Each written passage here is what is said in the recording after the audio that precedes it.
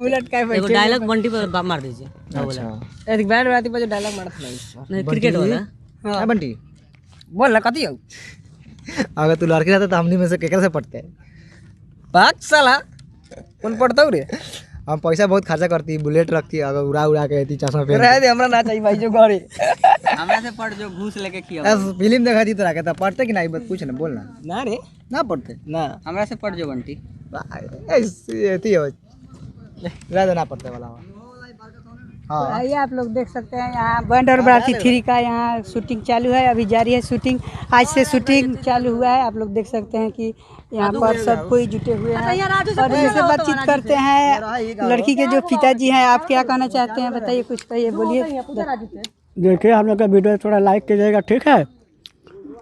ऐसे तो शादी नहीं हुआ, मारपीट हो गया, लेकिन इस बार देखिए कि हो सकता है तो शादी जरूर होगा, हो जाएगा। आज फैसला होने वाला है।